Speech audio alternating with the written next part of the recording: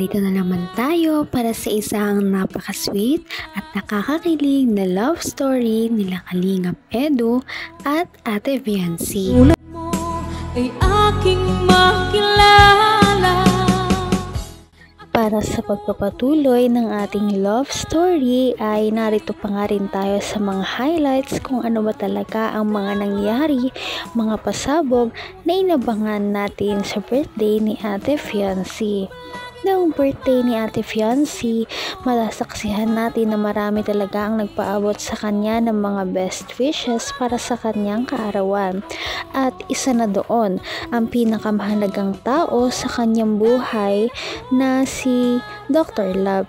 Dahil kung hindi dahil sa kanya ay wala si Ate Viancy sa kanyang kinalalagyan sa ngayon.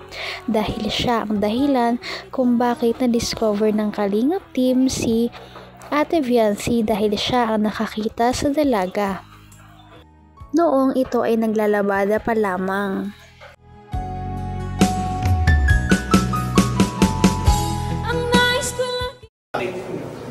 Sabi ko, pati halika.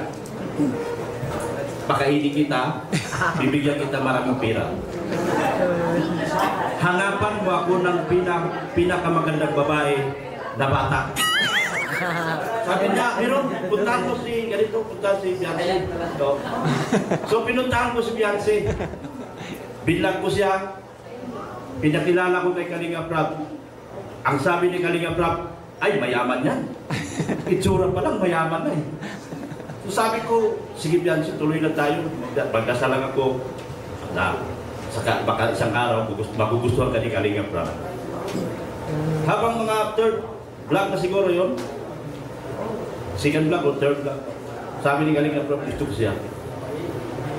Pero sabi ko, paano to si Viancy magkakalab team kung yung taong pinakagustong maging love team niya Kita mahal. Kiniwento ni Dr. Love na noong makita niya daw talaga si Viancy ay talagang namangha siya sa ganda ng babaeng ito dahil kahit na galing lamang siya sa mahirap na pamilya ay parang artistahin talaga ang mukha ni Ate Viancy. At nakakatuwa nga dahil noong nakita niya ay alam niya na agad na may potensyal si Ate Viancy na sumikat. Bukod pa doon, hindi lamang kagandahan ang meron pala si Ate Viancy dahil sa hindi inaasahan ay maganda rin pala ang kanyang ugali at napakabuti ng kanyang kalooban. Kaya pinagmamalaki siya ng lahat ng mga taong nakapaligid sa kanya. Ikaw lang ang tinitipon. kung maging love team niya, may ka-love team. So ganito ang ginagawa ko. Ako yung tao na nakagusto ko para kay Viancy. Dok, tama na. Ang problema, mayroon siya dating nakaraan. Ang ginawa ko, nagdasal ako sa Quiapo. Pumunta ako sa simbahan ng Quiapo. Sabi ko, sana maghiwalay kayo. Sorry kung mga fans kayo doon, talaga naman magkahiwalay ka. Kaya kung may gusto nyo magkanak, punta kayo sa Quiapo. Kung gusto nyo magka-girlfriend sa doon. Ngayon, sabi ko, iba-vlog ka na ni Kalingap Rab. Sabi ko, ilang team ka sana. Kinakausap ko to si Ido. Ang ganda ng girl, yung si Viancy. Baka gusto mo, ay di pa kasi baka tapos pa, katatapos lang. Sabi, Hindi ko naman akalain na hindi ko rin inaasahan. Si Dr. Love pala talaga ang pinaka-mastermind kung bakit ngayon ay merong EDC Love Team. Dahil kung hindi dahil sa kanya ay hindi magkakakilala si Kalingap Edu at Ate Viancy. Bukod sa siya ang nag-scout kay Ate Viancy, siya din pala ang nagpakilala nito kay Kalingap Rab. At dahil nga sa ganda ni Ate Viancy ay napagpasyahan din naman na pwede siyang ipa-love team din talaga kay Kalingap Edu. At yun ay kung magugustuhan din talaga nila ang isa't isa. At sa kaswertihan nga naman talaga, nagkagustuhan nga din naman ang dalawa sa ngayon. Kaya worth it ang lahat. abot, kamay na kita mahal. Ano? Hindi naman umibig. Ngayon, nung nakalapti na sila, natupad ang aking mga pangarap. At dito nagsimula ang magandang buhay ni Beyonce dahil yan kay Ido. Si Ido po talaga ang naging dahilan. Wala siyang sponsor ng unang mga vlog namin, totoo lang. Wala po talaga. Naawa ako kay Beyonce. Naawa din ako sa sarili ko. Ang ganda-ganda ng alaga ko, wala nang i-sponsor. Kaya nung dumating si Ido sa buhay niya, ang daming sponsor na dumating. Nagpasalamat ako sa kanilang lahat. Ma'am Ana, from Japan, Sir Lito G, from G Group, Ma'am Ritzy, Sir Lito, Tita Ping, Tita Ping, Provido, Tita Ana, Tita Ana, lahat po. Sa mga hindi ko po nabanggit, pasensya na. Dahil hindi ko po may isa-isa. Sa lahat ng 80 followers, mga GC. Beyonce, ito na.